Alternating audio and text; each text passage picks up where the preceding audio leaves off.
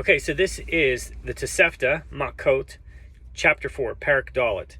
And this is the Brightot that you would find if you would go through the Daf Yomi cycle, and right now we're in Makkot. So parallel this with the Daf Yomi, chapter 4. He who eats of the Passover offering and all of his bulk of living flesh, and all of his bulk of raw flesh, and all of his bulk of seed flesh, and all of his bulk of boiled flesh is liable. Exodus 12, verse 9. Or compare Exodus 12:9. But if he took an olive's bulk of it out from one house to another, or from one association formed or sharing a Passover offering to another such association formed for sharing a Passover offering, at the time of eating it, lo, this one is liable. Since it is said, you will not take any of the meat out of the house, Exodus 12:46. And if one has boiled it, he is liable on its account because of the invalidation of holy things. He who prepares incense, like the incense of the temple, in its required measure is liable. But he who sniffs it is exempt, and the latter is liable solely by reason of having committed sacrilege alone. He who anoints himself with anointing oil, such as that which Moses made in the wilderness, lo, this one is liable to extirpation. If he put it on his head or body or on one of his limbs, even though he did not rub it, he is liable. And how much does he rub it in order to incur liability? In all of his bulk. All the same are the one who anoints himself and the one who anoints others. Under what circumstances? When both of them did so deliberately, but if both of them did so inadvertently, they are exempt.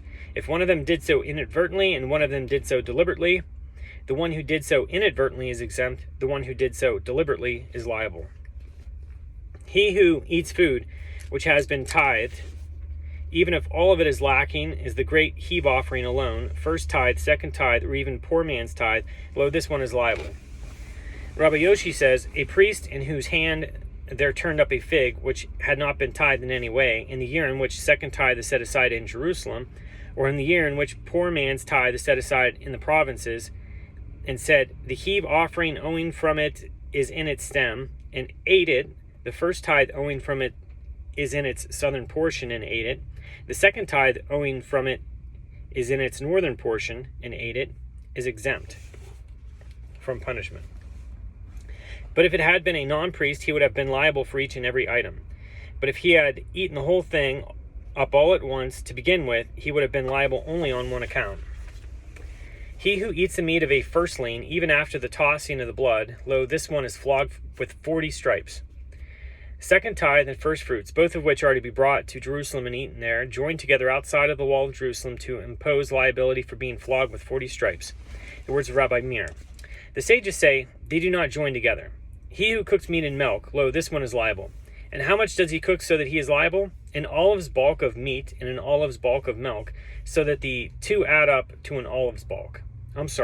Half an olive's bulk of meat and half an olive's bulk of milk, so that the two add up to an olive's bulk. And just as they are liable for cooking it, so they are liable for eating it. So how much may be boiled, so one may be liable, even so that it may be eaten as cooked food.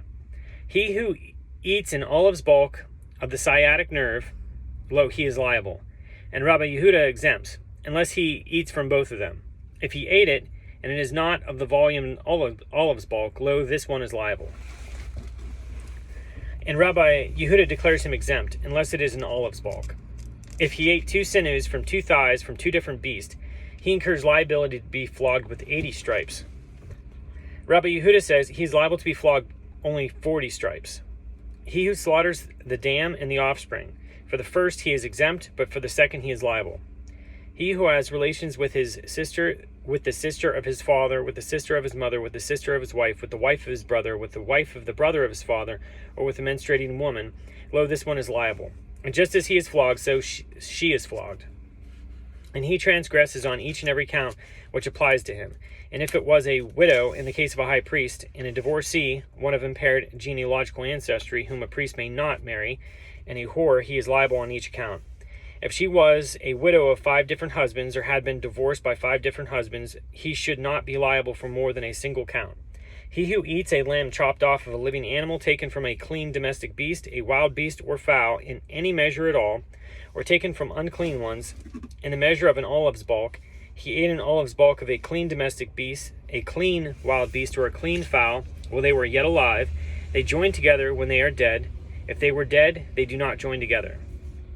But meat from an unclean domestic beast, an unclean wild beast, and an unclean bird, whether they are alive or dead, lo, pieces of meat from them join together to form the requisite volume to impose punishment by flogging. He who dresses his fellow in diverse kinds, he who imparts uncleanness to a Nazarite, even though the one who puts clothing deliberately and the one who imparts uncleanness deliberately is liable, the one to whom it is done is exempt. If he put on diverse kinds deliberately or contracted uncleanness deliberately, he is liable. He who rounds the corners of his fellow's head, both of them are liable. Under what circumstances? When both of them do so deliberately. But if both of them did so inadvertently, they are exempt. If one of them did so inadvertently and one of them did so deliberately, the one who did so inadvertently is exempt, and the one who did so deliberately is liable. And he is liable in this regard on two counts, one for the top of the temple of his side and one for the top of the temple on the other side. But he is liable only if he will go around his head with a razor. He who rounds the corners of his head of a woman or a minor is exempt, and he who rounds the corners of the beard of his fellow, both of them are liable. Under what circumstances? When both of them did so deliberately. But if both of them did so inadvertently, both of them are exempt. If one of them did so inadvertently and one of them did so deliberately, the one who did so inadvertently is exempt, the one who did so deliberately is liable. And he is liable in this regard on 5 counts. For 2 on one side, for 2 on the other, and for 1 for the lower part. Rabbi Elazar says, if he removed all of it at once, he is liable only on 1 account. If he raises up a hair and removes it, raises it up and removes it, he is liable for each one.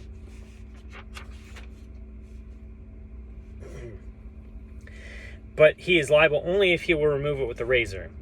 If he removed it with scissors or with I don't know what this word is, adze, A-D-Z-E, he is exempt. Rabban Shimon ben Gamliel says in the name of Rabbi Elazar, if he removed it with pincers, lo, this one is liable. He who makes a baldness on the head of his fellow, both of them are liable. Under what circumstances? When both of them did so deliberately. But if both of them did so inadvertently, both of them are exempt. If one of them did so inadvertently and one of them did so deliberately, the one who did so inadvertently is exempt, the one who did so deliberately is liable.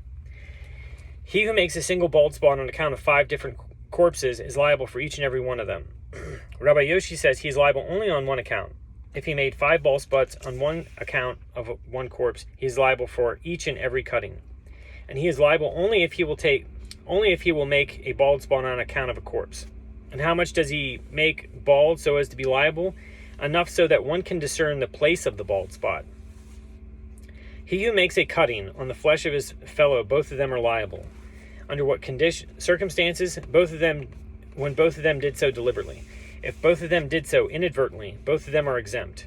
If one of them did so inadvertently and one of them did so deliberately, the one who did so inadvertently is exempt, the one who did so deliberately is liable. He who makes a single cutting on account of 5 different corpses is liable for each and every one of them. Rabbi Yoshi says he is liable only on 1 account. If he made 5 cuttings on account of a single corpse, he is liable for each and every cutting. If he is liable only if he will make a cutting on a corpse. And how much does he cut so as to be liable? Sufficient to be able to discern a single cutting. He who tattoos the skin of his fellow, both of them are liable. Under what circumstances? When both of them did so deliberately. But if both of them did so inadvertently, both of them are exempt. If one of them did so inadvertently and one of them did so deliberately, the one who did so inadvertently is exempt, the one who did so deliberately is liable. But not liable unless he makes the tattoo with ink or eye paint for an idol. If he scraped him with a scalpel, he's exempt. And he who makes a mark on his slave so that he will not run away is exempt, so far as the prohibition of tattooing is concerned. But there's a separate prohibition. He who cuts himself because of the dead, if he does so with his hands or fingernails, he is exempt. If he does so with a utensil, he is liable. If he does so for an idol, whether he does so by hand or with a utensil, he is liable. A high priest who was unkept or disheveled, or who contracted uncleanness on account of any of his relatives, lo, this one is liable for flogging. This is the governing principle. On account of any sort of corpse uncleanness, because of which a Nazir has to cut his hair, a high priest is flogged with 40 lashes.